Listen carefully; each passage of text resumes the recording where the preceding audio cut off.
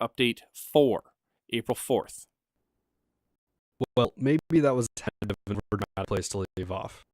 Yeah, the entire scene of glasses dragging Blondie, kicking, screaming of the closet. The girl I had up until months ago and having a warm set of comfy intimacy with. After she had attempted to murder me multiple times, of course. But that just made it hotter. Spoiler, no, it didn't end spoiler. Imagine, if you will, as I fumble after them over boxes of shoes, clambering and grasping out with my hands. Let's go over the expressions across our faces one by one. Glasses dragging Blondie away with her characteristic evil smile. Blondie with a mixture of confusion and fear in her eyes. Spoiler. You know that kind of innocent fear you get when someone's dragging you off without your permission, but you know you're probably safe? But around glasses, who knows? And spoiler. If I'm honest, I probably really didn't have an expression on. Maybe some surprise when I realized I was no longer being tickled, and Blondie, my Blondie, was being dragged off. But for the most part, you can't really hold an expression as you're trying to escape a closet full of boxes and coats. Well, until the door was slammed in my face. Oh! But I mean, really, this is just over-dramatized. I just stood up and opened the door. Blinding light. Why didn't I wear my eye patch today? I instantly regret not turning off HDR in the video settings. Of course, having transitioned to my vampire state all within the closet, I flail around blindly screaming, "My eyes! The sunlight, it burns!" After which it begins sparkling and romance all the girls effortlessly, because I guess vampires don't die from sun in more popular media. Yeah, Twilight is really that old. Spoiler. Which in layman's terms means I stood there blinking for a couple seconds trying to get my bearings, and spoiler. This is really just a fancy way of saying I was actually blind for a good 15 seconds. That was too many puns in a row, sorry. I couldn't see anything going on clearly because the glare of the sun was streaming in through the window. I could hear scuffling and Blondie making various, "Help, I'm being dragged off against my will" noises. You know those sounds girls make when you grab them off the street and shove them into your van? You know the ones. She was making those noises, and it sounded like Glasses was actually having trouble with her. Probably getting kicked in the chest and face as she was dragging the feet of a very resistant opponent. Definitely a couple. So Blondie was getting some great hits in. Either way, I can't do anything but wait, so I just get to enjoy the sound of the two scuffling. They aren't getting farther away, but they're still hitting one another. The bed is creaking and they're both breathing in pretty big gasps. I'm throwing puzzle pieces together, trying to figure out what's happening. Oh wait, it's returning. Blondie has a firm grip on the bottom of the bed's baseboard. She's practically upside down, being pulled by Glasses, who's trying to dislodge her. Glasses is obviously having a hard time keeping a hold of her. She's holding one of Blondie's legs with a hefty amount of slack in the pajama pants, and the other by the ankle. Poor Blondie looks like she's being swept away by a strong river current.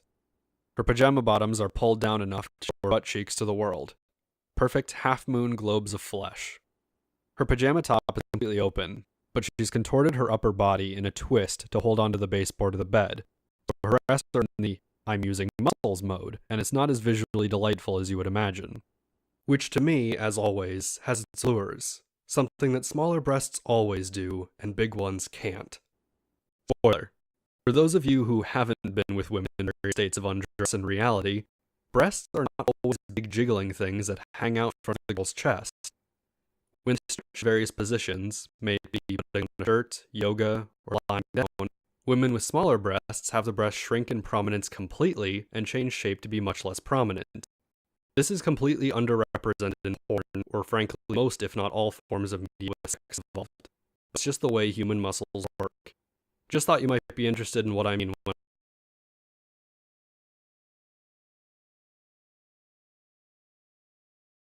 I said muscles mode. You're welcome, Lonely Anons, and spoiler. Either way, as an example of how hard Blondie was gripping bed baseboard at her contorted angle, her chest was nearly completely smooth. I thought this was pretty neat. I like those kinds of things. But I figure I probably have to save Blondie's ass instead of stand there and enjoy the show. So instead of running over and holding Blondie's arms like some kind of twisted girl tug of war, I walk over and scoop Glasses off her feet. But she doesn't let go. So now I'm holding Glasses, who is still trying to drag Blondie off with her. So it's still a tug of war, but different. gotta be careful because moving glasses at all will probably slam Blondie into the baseboard of the bed, and I really don't want to do that. I decide my plan of action is to start tickling wherever I have my hands on glasses. This was her ass and her upper back. Just where my hands end up. Actually perfect tickling locations. She just dangle laughter in my arms and lets go of Blondie. Blondie doesn't even hesitate. In half a second, she's off the ground, across the room, and into the bathroom. The lock clicked as she closed the door. Poor girl. I don't think she was terrified as much as she just didn't want to be a part of this anymore. I'm left holding a still giggling glasses. I'd love to go along and pretend I'd said, Who's been a naughty girl and needs to be punished? or something else ridiculously cliche like that. But unlike harem anime, you're not thinking this when you get your happy warm closet time interrupted. Nope, I was gonna pile drive glasses into the bed like some crazy sumo wrestler. Not the hot kind of pile drive either. I did have a problem though. I didn't lift.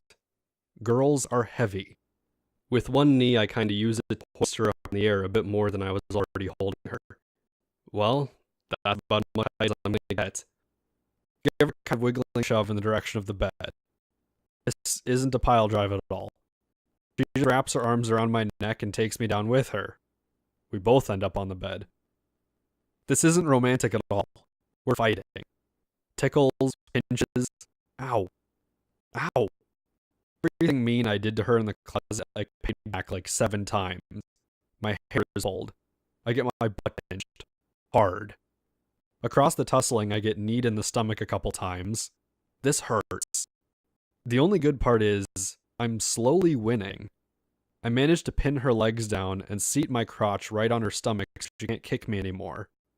My legs on either side of her waist and pinning her thighs together so she can't kick off the bed or something. Now it's just an arm battle. With the dexterity of ninjas, we trade glancing blows. The battle rages on for 7 days and 7 nights. Right as I manage to block one arm, she hits me with the other. I pin her left arm down. I pin her right arm down. She bites me on the shoulder! Fucking here! I finally got her pinned down completely. I keep myself just far away enough from her snapping teeth to not lose chunks of flesh. I'm actually at a loss as to what to do now. I realize I've owned her. It's best to her stomach quite firmly. It feels quite good, actually. She definitely notices. I guess she's mine to ravage. The winner go the spoils. Try to sneak in for a kiss. She's still playing snapping turtle game. It's just not serious anymore. I can see it in her eyes. She's just being a tease. You could almost tell her eyes were laughing. I love laughing eyes. I was glad. We were probably back to being friends again. She stops snapping. The look on her face changes to another smile. An almost expectant one. Her eyelids fluttered in a distractive way. Everything was just screaming, "Your move, Vanna." She closes her eyes. I close mine. I lean in for the kiss. Blondie's voice punctuates silence through the bathroom door with a very soft, Hey,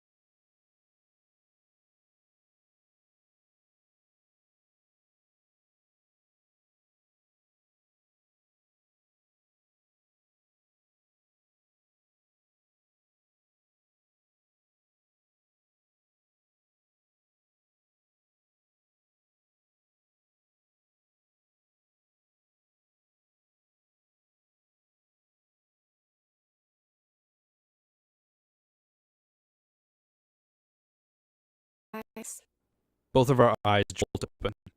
We're centimeters apart from a kiss. Frozen, my lips hovering above hers. Blondie continues through the door. I'm going to take a shower. Silence. Still both of us staring into one another's eyes. Can one of you get my clothes? Fuck. One of us has to respond. Glasses does it. Sure thing. I'll go get him. Her chipper tone is extremely loud at how close we were. She's speaking directly into me. Her voice almost projects through my head. I could swear I heard a faint ringing. Back to staring again, though. Frozen where we were. Just silence until we hear the water start up in the bathroom. Glasses takes the chance to lean up slightly and clack her teeth together in a menacing snap right in front of my nose. I mentally scream like a little girl. I jump backwards at half foot, lose grip on her arms. She's got my arms now. Oh no, the war is lost. Within the span of a second, I'm on my back, complete role reversal. She's got her crush firmly planted on mine, though, and she's sitting far more upright. She wiggles around to get a sense of how hard I am. I can only assume I'm pressing right into her through however many layers we have on. She bounces. The pressure. Amazing. She bounces again. Oh god, don't stop. She stops. Smiles at me. Leans over and gives me a kiss on the cheek before getting up off the bed entirely and walking away. There's just a small man somewhere inside me at this point. Screaming. I just lie there, hands and legs outstretched. Just starfish right in the middle of the bed. No willpower to get up. Back to staring at the ceiling on my bedroom, I guess. Just having ceiling kind of thoughts. Hey look, the same spots I was looking at earlier here. Why is the paint different colors on the walls? Is that a spider? You know. Ceiling thoughts. I'm learning the secret language of the spiders when I hear footsteps return. Lots of footsteps. Well, maybe just two people. I can't be asked enough to look. These bitches be interrupting me and my spider bros. At least my spider bros don't leave me with raging boners every 10 minutes. A voice asks, How was your talk with Blondie? Raven. I mumble something about hating all of them. Oh, it can't be that bad. Raven exclaimed, all that the obvious impact. Raven moves into my peripheral vision. She crawls over and pops down beside me. I find myself accompanied in my quest to befriend the Spider Bros. She's lying down on top of one of my arms, but she's not heavy, so it's alright. Glasses mentions she's left the clothes by the bathroom door and walks off. I listen to her footsteps approach the bedroom door, and then close it and walk off into the hallway. Is this some kind of fucking conspiracy?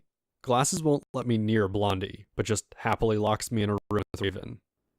I'm being plotted against. Can't trust anyone. Factions have formed behind my back, and I'm not part of them. Raven inquires the content of my talk with Blondie. I'm done with the games. I make it sound as unimportant as possible. I'm just covering up for some shit she did.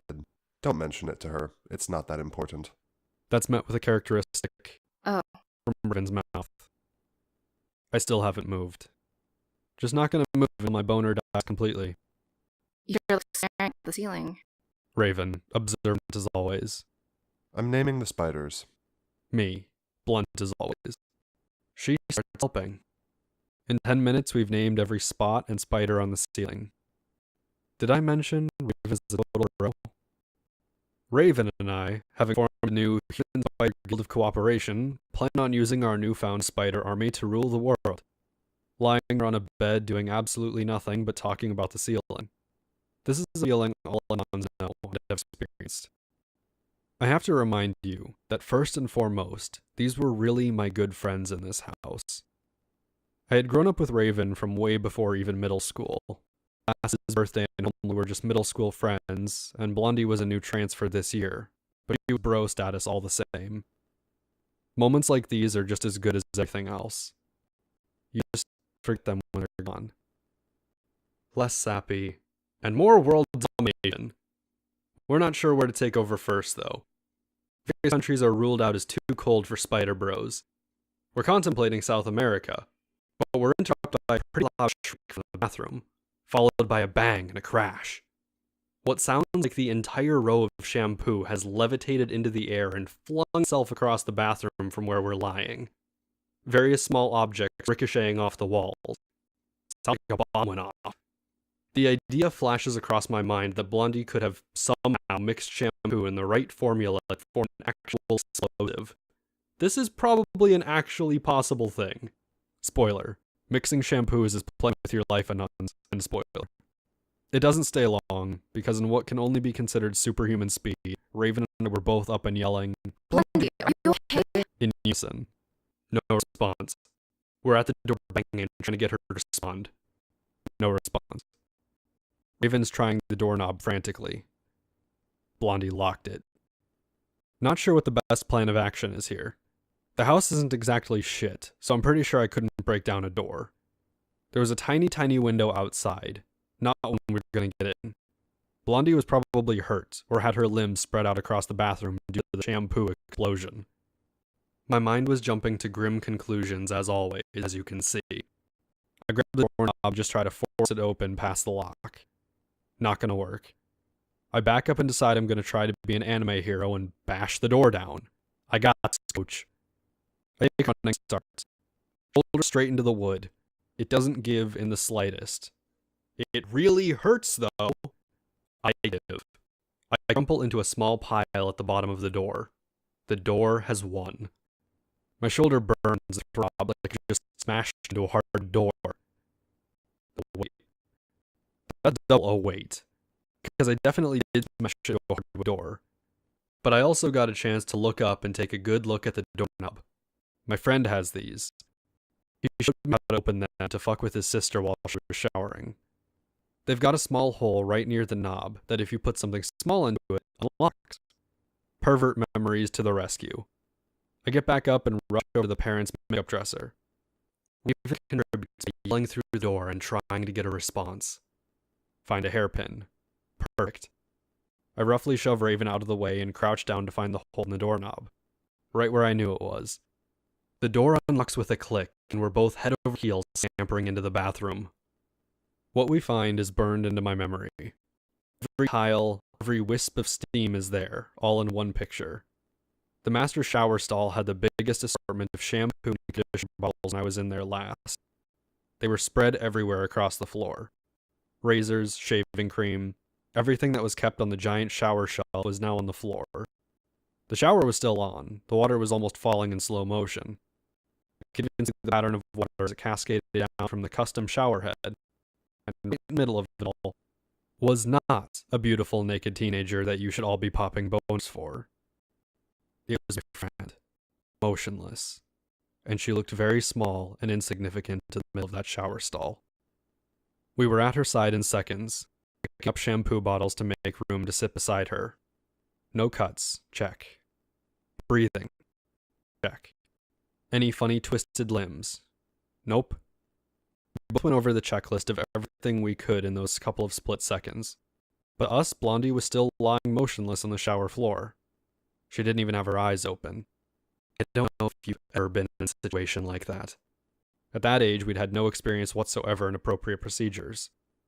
We were more clueless than anything else up to this point. And I don't know about Raven, but I was scared shitless.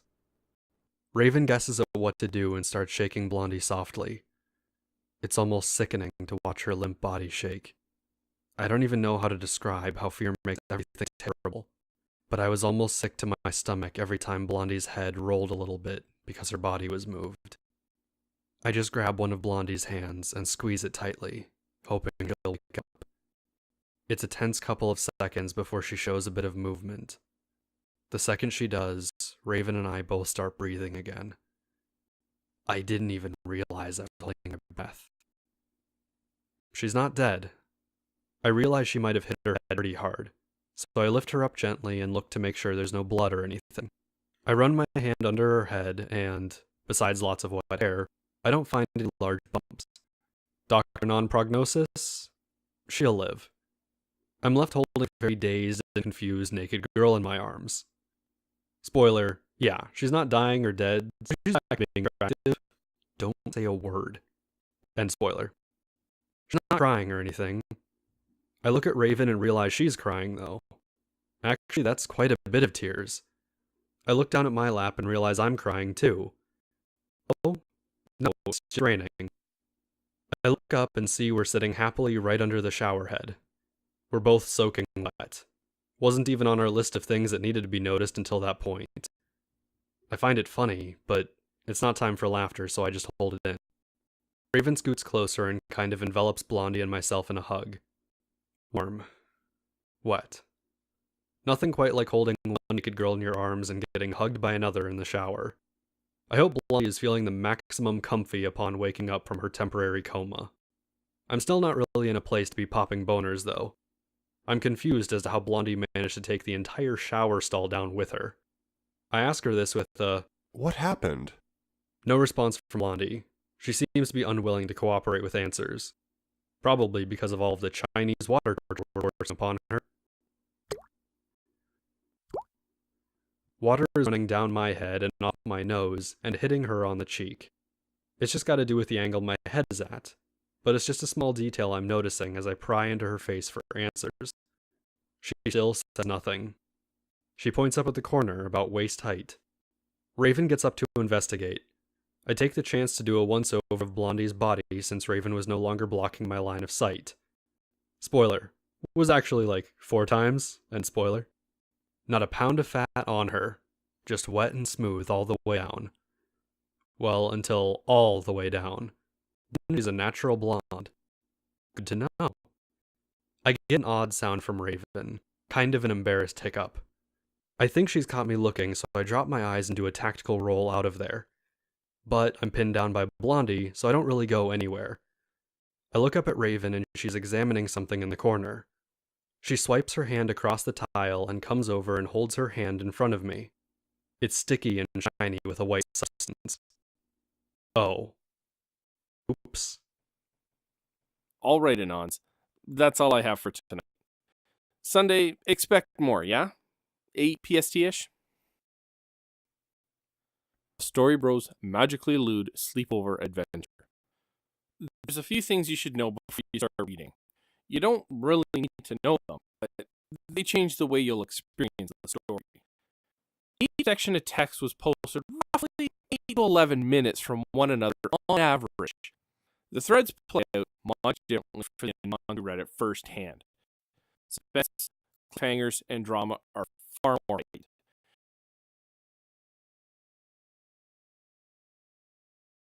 Let me take this chance to address something. It has come to my attention that I've done a poor job describing the girls in this story. That is to say, I've described what they look like, what expression they make.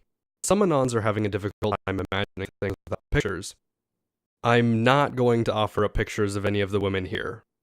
Not only is that extremely risky and going to get me doxxed, but it's going to ruin the imagination all of you are putting into what the characters look like in your eyes. Everything I've tried to tell so far has been structured to give you the feelings, emotions, and even facial expressions to plaster onto your imagination's versions of all of the characters. But I'll fold. If you want images, I'll give you the next best thing. In the spirit of the story, I'll list what everyone looks like. Anime girl style. Skip these if you don't want to change your illusions of what characters look like. Warning. This may ruin your imagination of what the girls look like. Anons consistently find that they can match up nearly every girl in the story to something they know, and everyone has an impressively different idea of what all these women look like. Imagination is good. Imagination is sometimes better than knowing what the author says they look like. That's why details are so sparse. But, if you wish to ruin it, go ahead and listen here. Throughout the story, the girls are the main focus. They're described again, and prominent features are elaborately and sometimes covertly used to determine which character StoryBros is talking to. Raven. In the Sleepover, Raven is described as Lane Iwakura from the anime Serial Experiments Lane, with some important distinctions. The ex-post facto main character of the story, Raven is StoryBros' best childhood friend. Knowing the main character for a whopping 6 years before the story started, nearly half of his life, she's described as very boyish and unlikely to display feminine characteristics to others, oftentimes presenting as a male friend StoryBro. This is not a gender role choice as much as she's simply a tomboy. She acts as male and has, throughout StoryBros' life, been functionally identical to a male friend before the sleepover. This is exemplified by the fact that she and StoryBro even trade clothes rather frequently, with friends claiming matching outfits seem to happen more often than just coincidentally. She has straight, jet black, and short cropped hair. Described as raven black, this establishes her name. Emerald deep green eyes, the author's favorite eyes conveyed multiple times in the story. She's claimed to be exactly the same height as StoryBro, matching to within an inch. She is flat-chested, claiming to be less than an A cup at the time of the story, yet has presumably worn a stuffed bra around StoryBro for years when she wore female clothing, making him think she had an A to B cup chest and just hid it. She's slender and exceptionally skinny, doesn't have many curves, and could be easily mistaken for male considering her outfit choices. Glasses. In the Sleepover, Glasses is described as Mari Makinami from the Evangelion 2.0 reboot, with some important distinctions. Glasses is described as a skinny, average, brown-haired girl with glasses. Whoa! What's also heavily noted is that she's consistently got a look as if she's got the upper hand in any situation, or a mischievous smile that reminds you she could put you in your place at any moment. Amber eyes. A mixture of brown and a yellowish color the author describes briefly. Think brown-orange. Glasses. Not described, but a tendency to glint them or have them obscure her true intentions for the moment is frequently noted. Where her name comes from. Brown hair. Just typical brown. B+ breast cup size. Generally estimated to be larger than Blondie, but smaller than Birthday. Heavier set than Blondie or Raven, but skinnier than Birthday and Homely as well, so she's nearly average in all physical marks. About the same height as StoryBro. Blondie. In the Sleepover, Blondie is described as Winry Rockbell from anime and manga called Fullmetal Alchemist. She supposedly matches the character very well. Her appearance resembling a not particularly sexy or hot female, instead being a relatively plain blonde-haired girl, but one that exudes cuteness and a whimsical capability to blush at the drop of a hat.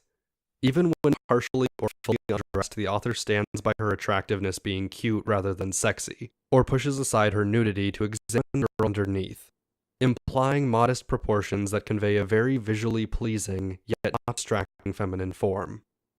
Golden blonde hair. Where her name comes from. Wears it identically to how the above character wears hers. Sky blue eyes. Considered nearly the same color as StoryBros. B-cup breasts, and on the lower end of that range. She's not nearly as well endowed as the other girls, only beating Raven. Slightly shorter than StoryBro, and the shortest girl there. Implied youngest girl as well. Birthday. In Sleepover, Birthday is described as Moemi Hayakawa from an old romantic manga called Beauty Girl AI. She supposedly matches this character extremely well. The character herself is very plain, sporting a very uninteresting or boyish face, which the author intentionally did to suit her. It's heavily implied that although the girl is attractive, she is distinctly the most normal out of the bunch, and has nothing extraordinary or exotic about her. She makes up for this by being increasingly more erotic, sexy, and more tantalizing than the other characters, obviously playing upon weaker points to bring StoryBro into recognizing her as competition. She is, in fact, the first girl to start the sexual tension between the characters. She has reddish-brown hair, usually shoulder-length or longer, straight. Dark brown eyes. C-cup breasts. Supposedly the second largest pair in the group after Homely. She seems to be a little bit taller than StoryBro at the time of the Sleepover. Homely. Implying anyone cares about Homely. In the Sleepover, Homely is described as Orihime Inoue from Bleach, with a couple distinctions. This characterization seems to reflect Homely on an interesting multi-level scale compared to the others. Homely's nickname, for example, implies that she's not very attractive, not very nice to look at, and generally that ugly girl all groups have to make themselves feel better. StoryBro confirms throughout the story that this is actually not the case. Homely is actually described as a fairly attractive buxom woman with giant knockers, But as opposed to just calling her tits meat or something equally luring toward her sex appeal, StoryBro names her the English equivalent of ugly. He clarifies that as attractive and well-endowed as she was, he wanted absolutely no part of her because she had a downright disgusting personality, going so far as to use people and manipulate others purely for personal gain. Only seems to not be very bright, make every situation she's in worse, and bring absolutely nothing positive to the table, ending up as a cock block, a distraction, a nuisance, or under the breath joke by the end of the story. Much like Orihime, it would simply be better if she didn't exist. Her defining feature is her chest, D to double E plus cup breasts, taunting everyone in the room constantly. Long reddish-brown hair, not a true redhead. Taller than StoryBro, by an inch or two. Soon to be the oldest, or second oldest girl in the house. StoryBro counts as a girl? In Sleepover, StoryBro is described as a less cutesy but still handsome version of Edward Elric from Fullmetal Alchemist. He supposedly matched to this character very well, probably to the extent he also has a robotic arm. The author also describes Blondie from the same anime. Pictured would be him and her sitting in a tree. Kissing. First comes love, then murder. The following details are confirmed by the author about him. Average height, about the same height as girls on average, if not a couple inches taller. Dark blue eyes. Straight blonde hair, golden blonde at the time or darker. Length unknown. Considering the image given and mentions of hair during the story, he might have had bangs at the time, and 5 to 6 inches of hair. Very little muscle tone, wiry and skinny for the most part. Weighed between 100 to 120 pounds. Relatively well endowed, assumed above average. Length was listed at one point, but it made many anons furious and was removed as unimportant information.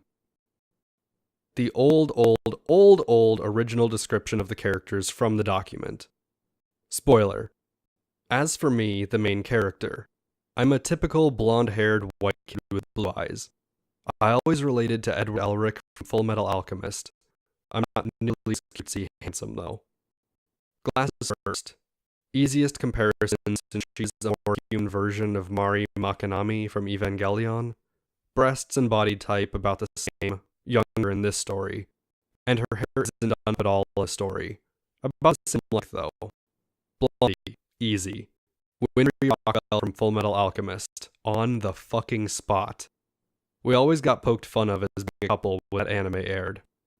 Homely, also an easy one. Orihime from Bleach, but with brown hair instead of orange. Not too skinny, huge breasts, useless. She's not the uggo I keep making her out to be, I just don't like her. Birthday was tough. Moemi Hayakawa from Video Girl AI with waist-long hair. Same body type and face, birthday is just angrier. I hope that's a real throwback to some non-spat. Last but not least is Raven. She's most like Lane Iwakura from Serial Experiments Lane. The only difference is her hair color, really. Lane's eyes are the most striking part of that character, and I really think that she reminds me most accurately of what Raven looks like. End spoiler.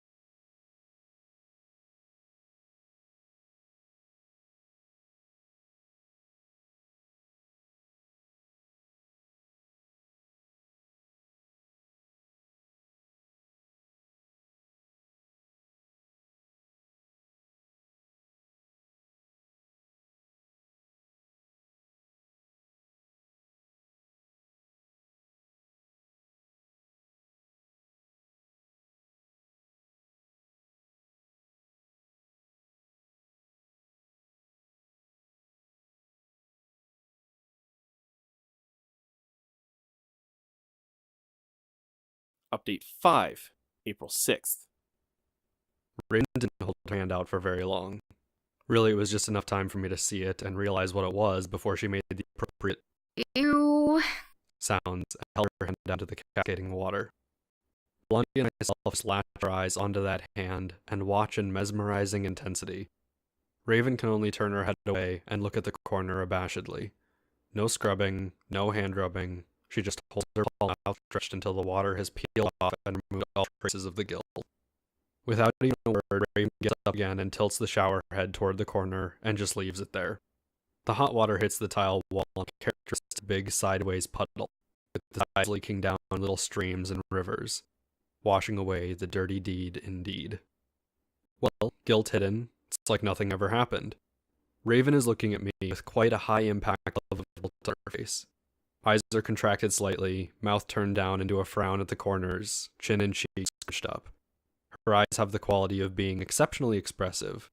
They're twinkling in a sad sort of melancholy way. Her eyes tell me I'm making a similar face. Her eyes tell me we're idiots for not cleaning that up. Her eyes tell me that we probably scared the ghost out of Blondie when she touched the wall and realized what it was. Her eyes tell me that it would have been 1,000 times better, even if Birthday Girl's parents had come back and found the mess. Without a word, I was guilting just as badly as if we had just had a 5-hour screaming match. The eye communication continues. Mind you, this wasn't just over a couple seconds. I was kneeling on the ground with my legs open. Blondie was still mostly on the ground and naked. She had her body at an angle to mine, and had her head and upper back propped up on my thigh with my other knee at her side. Spoiler, I don't see asking what she looked like in more detail. She was beautiful in a real sort of cute way. The most easily relatable comparison I can make is to a real-life Winry Rockbell from Full Metal Alchemist. I was soaked through the bone in just a t-shirt and some very wet and tight jeans. If you don't realize the thermodynamics involved in jeans and water, they shrink like 15% in hot water. And these weren't loose, baggy jeans.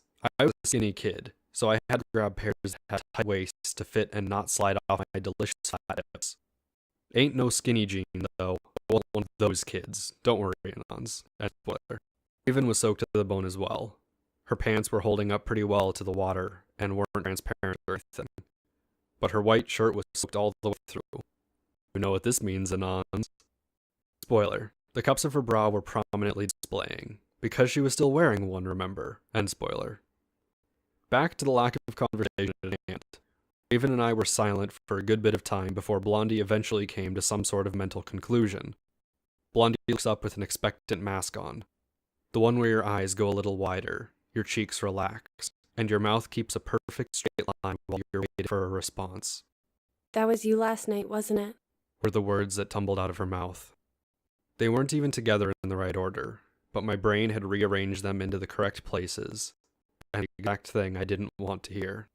I'm in real danger of causing some catastrophic feels here. Mind you, this was a girl that had only received kindness from me. Blondie had personally gone out of her way to try and secure my affections multiple times. She had singled me out for kisses and shown her affection in various ways.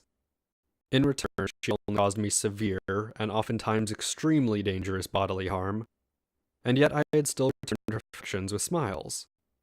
I had saved her ass, literally, from Birthday Girl, taken the heat off of her for the kitchen incident, and hadn't told a soul about either of the cabinet assassination attempts.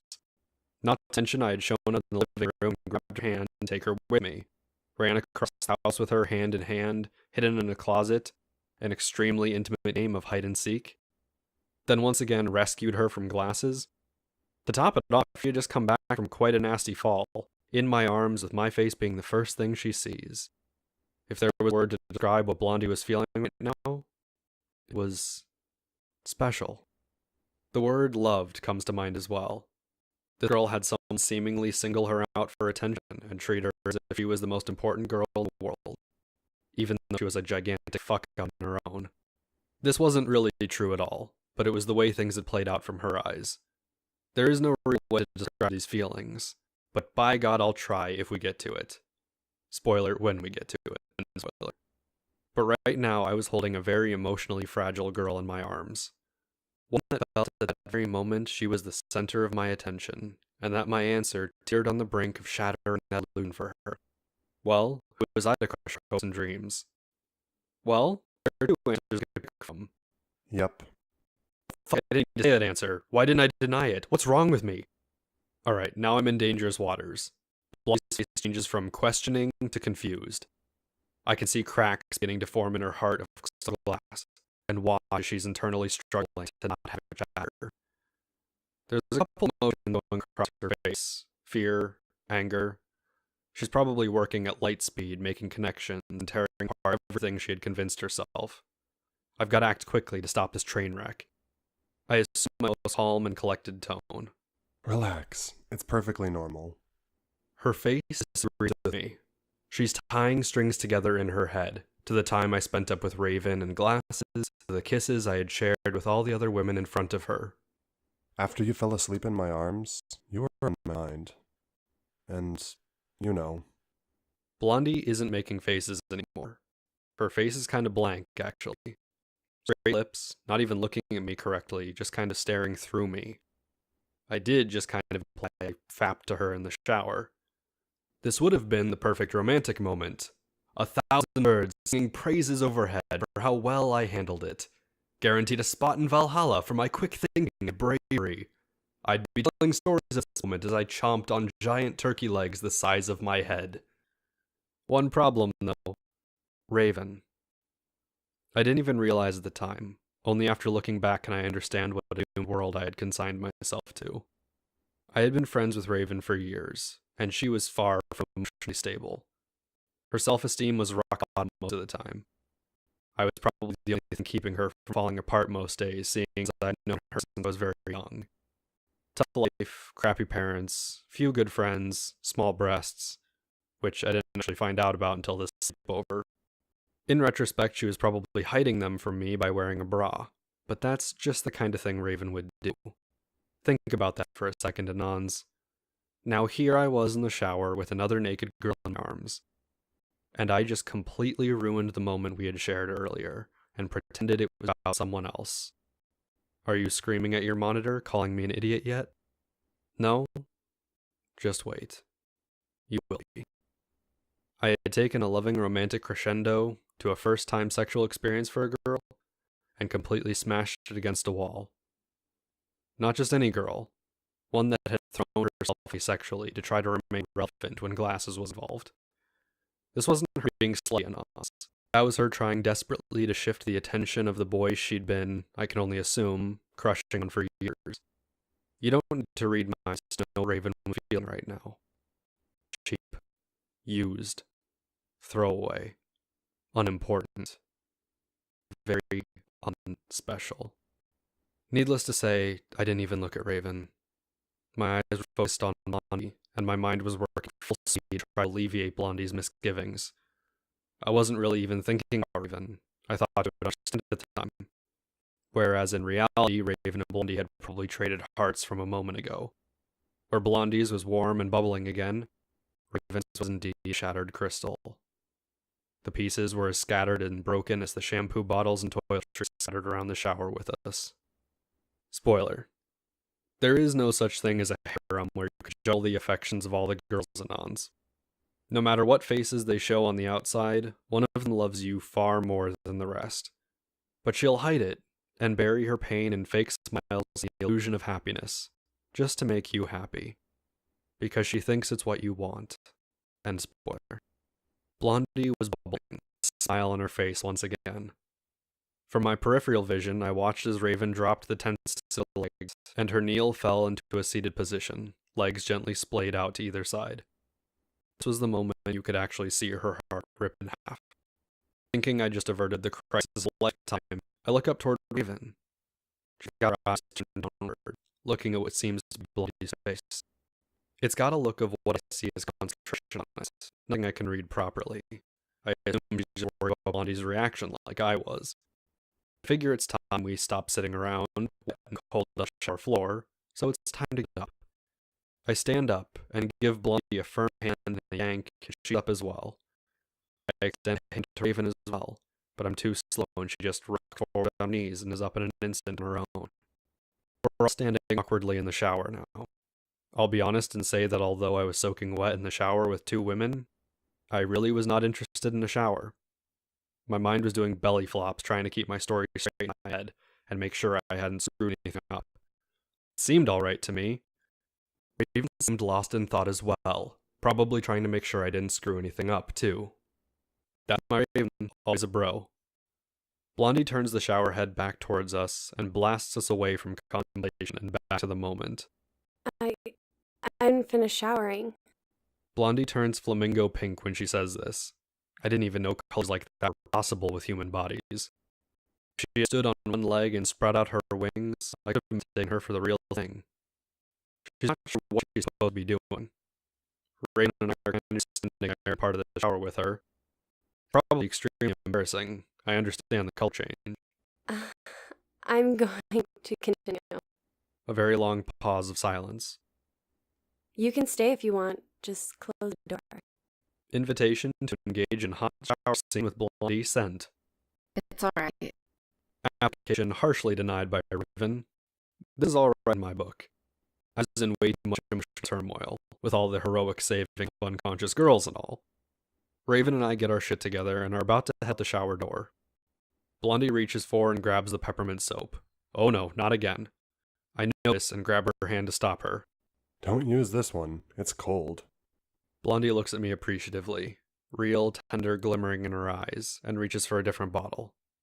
I look over to make sure Raven isn't giving anything away. If she had said anything at all about the soap, it would have ruined everything. Blondie would have instantly put two and two together, and all my work would have been for naught. It would have been a word-for-word dramatic anime scene. On my mind, there was a 100% chance Raven would say something, or make a face, or stop Blondie. She didn't even make a peep or look in Blondie's direction. Phew, I am so lucky. We're still soaking wet as we exit the shower stall. Raven just sits on the edge of the giant bathtub and stares forward. She mumbles something about staying, and confessions or something. I don't need to hear it all to agree, so I trot over to the bathroom door, leaving puddles the entire way there. And I close and lock it, leaving more puddles and join Raven on the edge of the bathtub. She's staring off into space, dripping puddles into the floor at her feet. I join her. The bathroom is very warm and steamy, so I'm completely comfortable sitting here and soaking wet clothes. I stare off at the opposite wall, the wisps of steam in the bathroom air trickling between opaqueness and transparency. The wisps form clouds, billow around the room in various patterns, and my mind even ties them to shapes and things, clouds, trees. I can't imagine what Raven is seeing, but I know she must be having the same kind of lost in thought experience I am. I'm just enjoying another moment of quiet company with my best childhood friend. I try to make small talk. She seems disinterested, so I leave her to her thoughts. 7, 8 minutes pass like this. I'm sneaking glances at Blondie through the still open shower door. Not really in a perverted way. I'm really just making sure she's not concocting any more shampoo bombs. Nonetheless, I seem to have full permission to watch a girl shower. I wouldn't be male if I didn't happily take the chance. Before we jump into it being the most erotic thing ever, it really wasn't. It's hard to describe. I was watching with half fascination and half arousal. She really showered like any of us would, lathered up everything and washed it off. She didn't lean up against the shower wall and masturbate furiously while staring intently in my direction. She didn't bend over teasingly and wiggle her cute buttocks at me invitingly. She even paid far less attention to her privates than I would have liked, just soaped them up and gave them a thorough wash. But when she got to shampooing her hair, that was the most interesting part. See, Blondie had long, creamy blonde hair. Spoiler, in case that wasn't obvious, and spoiler. And how long you take to shower is exactly proportionate to how much hair you have. So I was treated to an elegant and very attractive girl, putting the amount of effort into cleaning her hair that a male would spend washing his entire body. Shampoo, scrub, and straighten out with her hands, rinse, straighten out again, make sure it's not tangled, conditioner, scrub. She didn't let it sit while she finished washing the rest of her body. Her hair just fluffed up in a frothy white bun on the top of her head, draping around her shoulders. I didn't even know you were supposed to let conditioner sit in your hair until I saw her do this. The entire scene was just interesting to me. I was actually taking notes. I wasn't being very subtle about staring, though. The girl sitting next to me knew full well what I was looking at. I didn't hear a peep, though, or feel an angry glare. As far as I could tell, Raven was watching Blondie shower too. Unluckily, our wet clothes are a tad chilly after watching Blondie obviously enjoy quite a large amount of hot water. I suggest we take them off and get towels or something. This sentiment is mirrored by Raven, and we get to undressing. She gets her shirt off, I get my shirt off. I try my pants. They're stuck? Oh no. The zipper is stuck in the upper crack near the button. Can't unbutton them because they're extremely tight and there's no given waistband when they're wet, hot, and then cold again. Spoiler. Yes, hot then cold is very bad for clothing sizes, and spoiler. To make it worse, I can't seem to get a good enough footing or grip on anything in the bathroom to pull them or force them down. Raven sees my predicament and lets out an overdramatic, exasperated sigh. She offers to help too, though. I guess that's good. The resulting position for taking off wet jeans can only be described as hilarious. I'm lying on my back on the ground with one arm firmly wedged under the bottom ledge of the sink cupboard, and the other around the back end of the bathtub. My thighs are completely together, and Raven has her hands, one on either side of my waist, with as many fingers dug into the waistband as possible. Her head is hovering right above my crotch, and her arms are bent because it gives her the best leverage. She pulls. I hold tight. She holds tight. I pull. Inch by painful inch, we manage to slip the pants down over my hips to the squishy muscles of my thighs. These don't give any resistance compared to the bones, so the rest is easy going. Raven gets my pants down 4 inches. My pubic hair is visible as well as an obvious boner at this point. She stops, gets up, tells me, You can do the rest. turns away from me, and continues undressing. She's helped enough, though. I wriggle out the rest of the way until I can pop the button and escape the tight confines of jean imprisonment. I then get up fully naked and walk over to the towel rack. Many things didn't cross my mind at this moment. For instance, it didn't cross my mind that Raven had just stopped helping me because she realized I had an erection because I was watching Blondie shower. It didn't cross my mind that she felt insignificant because she was still nearly fully clothed at that point and had no involvement in my arousal. It didn't cross my mind that she had lost me to a blonde, blue-eyed beauty with decently sized breasts. It didn't cross my mind that she couldn't compare or compete. But it crossed her mind. I was thinking absolutely none of these things as I handed a fluffy white towel to the stark naked, distinctly beautiful friend of mine. But she was thinking about them. Raven snatched the towel out of my hand, wrapped it around herself in an instant, hiding her charms, and returned to sitting and staring into the distance. Oh. As sick as I was, I realized something was bugging her. I threw on a couple towels to soak up the puddles we were creating everywhere, set down another towel on the counter beside me, and returned to sit with Raven. Try to strike up another conversation with her. No matter what I ask or say, I get either nothing or one-word responses. I put my hand on her bare leg. She's got goosebumps. She scoots over a foot and breaks contact almost instantly. Fuck. Now I know I fucked up. My mind is racking itself, trying to find the loose end I did tie up. Did I say something? Was she mad at me for looking at Blondie? There are no clues here. I have no guide. Anything I say can and will be used against me in the court of law. I know for a fact I'm gonna have to take the bait and start asking questions. I'm putting the pieces together, analyzing when she started showing the negative motions, comments, and even the way she had held herself in the last half hour. My male brain is performing complicated analysis calculations that only women should ever be doing, and my male brain is failing at it horribly. She's not a stupid girl. She knows she's being very obvious with her body language. Try to get her attention again. Hey, No response. Raven, what's wrong? Spoiler. I almost never use her full name. She's not fully aware that I'm on to her. End spoiler. She turns to look at me. She's got a smile on. Her mouth is curved upwards, her cheeks are pulled back, her eyelids perk up. She's even got her head tilted back a tiny bit, looking up at me so I can see the bottom of her nose. Every muscle in her face is smiling, or working to reinforce the smile. But her eyes, her green eyes are crying. Not just crying. They're not welling up with tears, they're not shimmering. They're crying nonetheless. And worst of all, Raven didn't smile like that. She didn't use all of her face, not like she was now. Her lips were wrong, her eyebrows were too high, her cheeks were too pulled back. When I looked into her smiling face, one thing happened. My heart, my soul, every fiber in my body cracked. When I looked into her eyes, everything shattered. Not me, I was screaming on the inside. She didn't smile like that at me. She didn't smile like that because of me. Every fiber of my being hurt. I was in complete denial.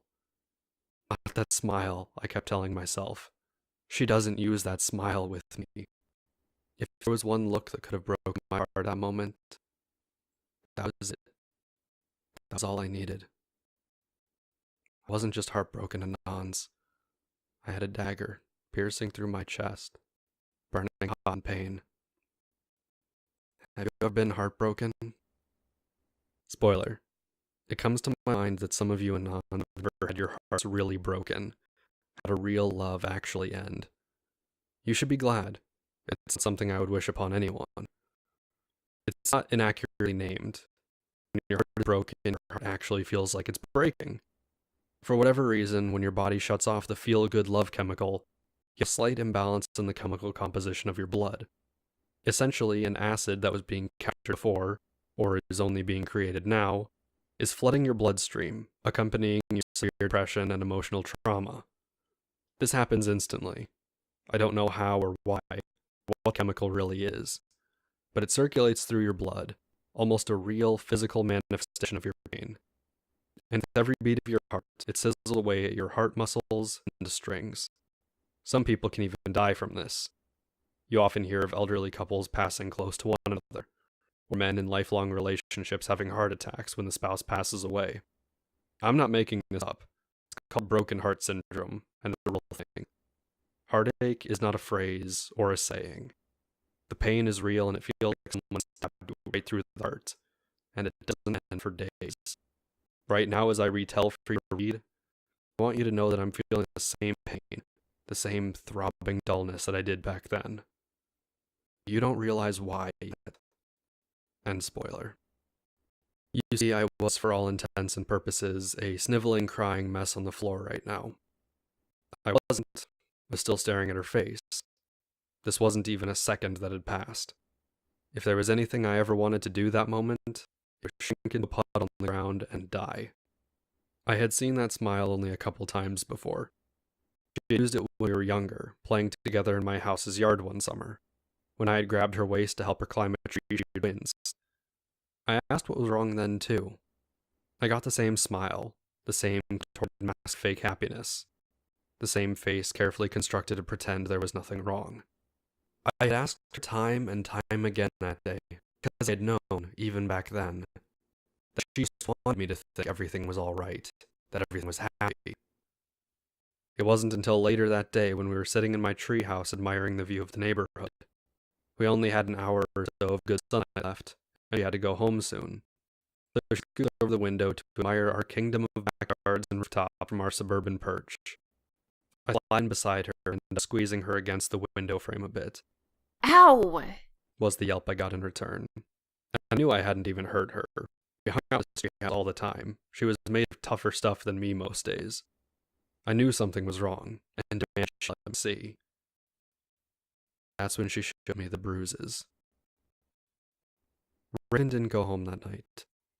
I told my parents, and I was too young to really know what was involved. All I know is that she stayed with us for a week. It was the happiest I'd seen her in ages. It was the kind of little sister I'd always wanted. But the bad comes with the good just as much. We both knew things would change. We just didn't focus on it in that innocent, childlike way. Her father was put away. Every so often he would get drunk, increasingly more after he lost his job. The story was that he didn't love her, thought she wasn't his, illegitimate and ugly, and hated her. I never understood ugly, but I guess when you think a child isn't yours, it weighs on your standards. He would take out his pent-up anger at the world on her, sometimes with his hands, sometimes with whatever was around. Her mother wasn't even aware the abuse was happening. Raven hid it from everyone, because no matter what was happening, she still loved her father. You don't really ever stop loving someone, even if they hurt you. The mother received the house and all his money, and eventually Raven went home in a sad sort of happy way. She was still the friend I always had, but I understood all the little things now. Why she hated her self-image, why she had low self-esteem. Spoiler: the kind of personality Raven has is a direct result of this influence on her childhood. You can see what kind of havoc it wreaked. End spoiler. Eventually her mother remarried, and her stepfather loved her and treated her as one of his own. He had a bunch of kids already, so that was honorable of him, really. But that kind of thing doesn't ever go away, and now she was smiling at me like that. I had caused it. There are really no words. There were only emotions. I was angry. Really angry. In the instant I had recognized everything, all the emotions on her face, and I said, Don't use that smile with me. in my head I felt like it should come out some kind of strangled cry for help, like every fiber of my being was being torn to pieces. But it didn't. It came out like I was some kind of feral roaring lion. Don't use that smile with me. There's so much hate and malice in my voice that I scared myself. Blonde jumped a full foot in the air and turned around to stare at us. Raven shattered her smile and donned a mask fear. No, not a mask. It was real fear. I knew I had just royally fucked up even more. What a great way to remind a girl you're like her abusive father, then scream at her. What a better way to remind a girl that you're just like the last person she loved, that just took it all away and hurt her in an instant. Man, I sure am good at everything today, aren't I? Raven was terrified. She had slid off the bathtub and fallen to the floor, and was leaning back with one arm behind her, the other outstretched towards me. Legs trying to get a foothold on the slippery floor to push, trying to keep me away, trying to get away from me. I don't think I had ever really yelled at her. I was always the friend that understood, was always around, chatting about shit that got her down. No matter how stupid she had ever fucked up, I took her side and helped her out of it. Not now. There's true fear in her eyes. In front of me, I saw the same helpless little girl. The same fear in her eyes she had back then. I don't know where the anger came from. If there was anything in my eyes, it was fear. If I was doing anything mentally, I was screaming that I had misclicked and didn't mean to do what I'd just done. I had pressed the wrong button. It wasn't my fault. But it was my fault. And I had to fix this. I had the illusion that somehow, if I got closer to her, if I could just tell her something, she would calm down. I tried to follow her. She was almost crawling backwards, one hand holding her towel now, and the feet getting her trash and back up as far away from me as she could. Every third or fourth push she would slip or slot on a puddle of water. Blondie was behind her in the shower, no expression on her face. No expression on her at all. Just emptily watching. I try to chase after her. My legs don't work properly. I can't see straight. I'm not sure if I'm crying or hoarse, but my vocal cords won't work. All that keeps coming out is some kind of garbled growl. I fall to the ground and try to scurry after her in a crawl. I still got the angry scowl on my face. I've still got the fearful anger in my eyes. She's panicked. I'm scared she's going to hurt herself slipping and trying to force herself backwards. I'm trying to express this, but it's just not coming out. I just keep following her. She forces herself over the inch-high ledge of the shower stall. It's those metal ridges that the sliding door fits into. I can see they're sharp, probably scraped up her legs pretty bad the way she went over them. I'm trying to tell her to stop. I'm trying to fix this mess. Nothing comes out. Her face is contorted into the saddest and most empty expression. It's the look you would have on your face as someone watched you sleeping, as you were tossing and turning in a nightmare. It means nothing, but it means so much. It's what a face truly looks like when you're scared. I'm within a couple feet of her now. She's starting to kick at me. I try to force my throat to say something. The closest I can get out is garbled. Stop. It's like mucus or phlegm or some other viscous liquid is preventing me from speaking properly. She still stops kicking, though. She's nearly on her back, spread out toward the wall, but she's holding her back up with one hand and holding the other out in front of herself, trying to keep me away again. Her butt is on the floor, but her upper body is making a 30 or 40 degree angle upwards, trying to fend me off. I just push her hand to the side and wrap one arm around her lower back to pull myself in for a hug. I get the other arm around too, and I pull her into myself as closely as I possibly can. I'm matching her body angle and lying almost completely above her. I've got myself pressed against her, chest to chest, as close as we can get. My head is over her shoulder. I start forcing my throat to work. I say directly into her ear as clearly as I can. I'm not him. Over and over I say it. I can feel both of our heartbeats individually. If I had to guess, I would say we were both seconds away from an actual heart attack. I've got my chest pressed against hers so firmly I can't even feel anything, just a big expanse of warm skin. She's shaking all over, uncontrollably. Her arm that's holding her up is wobbling, so I take my left arm at a right angle and hold us up by pressing against the wall above her. She's crying. She wraps her right arm around me weakly. Like that for seconds, or maybe it was hours. Finally, she breaks the silence. She sniffles. It's more of a loud snort, the sound you make when you've just been bawling your eyes out and need to clear repressed memories out of your nose. But it's followed by 2 words. I know. The next sound isn't from either of us. We're locked together in a deep understanding that can't be explained away in words. But Bonnie starts sniffling, and then bawling her eyes out. In seconds, she's crying louder than either of the songs Raven or myself have made this entire time. Besides the yelling, of course. Blondie doesn't say anything even. She just turns off the water and leaves the shower. I can't hold us up anymore, so I get a tiny shove and end up doing a half roll and lying on my back right above me. We really haven't changed positions. We're just flat now. Blondie is crying her eyes and lungs out somewhere else in the bathroom. Can't see where. She's probably getting dressed, though. I managed to get something about her clothes being outside. Raven adds a word or two about getting us some dry ones, too. We don't move. I just start talking. I talk about her childhood, how she was always the friend I could count on. I talk about how when I found out about her father, I wasn't sure what I felt. But I'd realized that I was angry. Angry at him for not loving her. Angry at him for hurting her. Angry at him for letting her still love him and getting nothing in return. I had watched Raven go through awkward phases. I had watched her berate herself, belittle, and even harm herself over the events that occurred when we were young. I had secretly blamed him for everything. Every time she had suffered any sort of hardship, it just tied back in my mind to the past. So I had thrown on my best attitude and supported her whenever I could, to make up for the shitty times she had when she was young.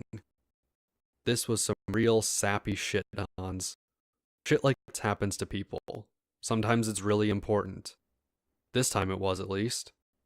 There was lots more, on her end and on my end. But I can't list it because it would give away where we were. But just know, we had a good cry in the bathroom, hugging one another on the shower floor. With the door wide open, I'm amazed nobody else came by. I guess that part of the house really was soundproof. Good to know. That and Blondie took positively forever to come back with clothes. Eventually she did get back and we got up. My face was soaking wet because rain was crying all over me. We had soaking wet towels barely covering us. We could probably do a shower, but fuck that. We throw the towels into a pile and Blondie leads us out of the master bedroom. Blondie is now wearing some random brown shorts and a gray tank top with a blue bra pretty visible. I guess it was her change of clothes. It was pretty cute. The tank top was definitely in her comfy wear line of clothing, because it was also exceptionally loose. Spoiler: women have well-fitting clothing they go out in, and loose clothing just chill in. That's how it works, lonely. End spoiler. We check out the assortment of clothes Blondie brought for us. Oh lord, matching outfits. No wonder she took so long. For Raven, it's a bright pink skirt that would go down about her knees, and a spaghetti-strap light blue top and matching underwear. For me, it was the same color hot pink sweatpants, a pair of worn-out light blue girls' boxers, and a light blue t-shirt. There was verbal thanks involved to Blondie for not trying to give me women's underwear, skirts, or other such embarrassing clothing. Her response? Design skirt and top in birthday girl's bedroom if you want them. Nope. Do not want. We proceed to get dressed in the master bedroom for the second time that day. About halfway through dressing, Homie and Birthday waltz in. I got boxers on and a shirt. Raven has her top on and is working her way into the skirt. Homie takes a chance to stare me down like a piece of meat while I'm dressing. Definitely know what it feels like to be a woman when that happens. We get questioned. We get accused. Why was Blondie crying? Do we have to do this again? What happened to your old clothes? Why do you need mine? I'll beat your ass if you don't tell me what happened. I have no interest in explaining things anymore. I've used up all the allotted words I have in an hour to talk to Raven. I just point at Blondie. Raven seems to come to the same conclusion and does the same. We continue getting dressed as Glasses meanders in. We don't respond to any of the questions. Either way, Raven officially put on girl clothes game and went to go clean up the bathroom. Towels everywhere. Clothes everywhere. Water everywhere. Shampoo bottles, razors, and various other things everywhere. Frankly, it was a war zone. I yell at Birthday to not come over here, and we get to clean it up while Blondie feeds them some huge convoluted story about us trusting her. Birthday, of course, comes over and looks. Spoiler. I mean, that was the point of telling her not to, wasn't it? End spoiler. We had a facepalm in response, but 10 minutes later the bathroom is more or less back to pre-us state. Blondie has spun a very heroic tale, and somehow left out most of the nudity, all of the fondling in the closet, and Glasses entirely from the story. Not to mention the entire ordeal between myself and Raven. She was either being a bro, or saving it for blackmail later. Probably blackmail. She was a girl. Either way, we had a huge load of clothes and towels destined for the wash. And Raven and myself let ourselves out of the master bathroom and waltzed to the laundry room. We pop open the washer and toss everything in except for the towels. I get to manhandle various feminine articles of clothing, including Raven's panties and Blondie's pajama pants. I've got a choice to make here. I make a gut decision and go for the points with Raven. I take her wet underwear and bring it up to my nose and take a long whiff with her watching. She gives me a couple giggles and a long, Ew. The underwear really doesn't smell like anything. I was wearing it very long and it just got soaked in the shower. Blondie's would have been amazing though, considering that party she had going on. It's alright, it's everything I guess. Raven's given me secret points though, I just know it. Start everything up as normal wash, water is fine, they weren't too dirty. Now the towels. We pop open the dryer. There's bed sheets in here. Oh, right. We take them out and fold them. I'm back to worrying if Birthday knows or not. Raven notes she saw Glasses carrying them. Seriously? I mumble about Glasses being a lifesaver. That girl has seriously got her shit together. Raven isn't really responsive to this. She's still sore from what I said earlier to Blondie. Also the fact I had sex with Glasses. I grab her in another hug, but this time I place one hand firmly on her cheek. I'll make it up to you later, Were the words she heard whispered in her ear. Her ears almost visibly perked up like a little puppy dog. Her eyes too. It was delightful. The rest of the laundry was uneventful. We tossed the rest of the towels in the washer, folded the sheet, a 2-person operation because why not, and started up. So, now what? It's about 10:30ish in the morning. Sleepover is technically done. Parents probably gonna want phone calls or something to pick us up. We make our way back to the living room and flounce down on the couch together. We're greeted by the sight of Birthday over in the hallway, negotiating with bank robbers for hostages. Or something equally distressing. She's got a worried look on her face. Kind of the face you have on when you're waiting for the results to a test you know you did badly on. With the end of the call, though, she visibly perks up as well as puts on a smile. She'll tell me if she wants to,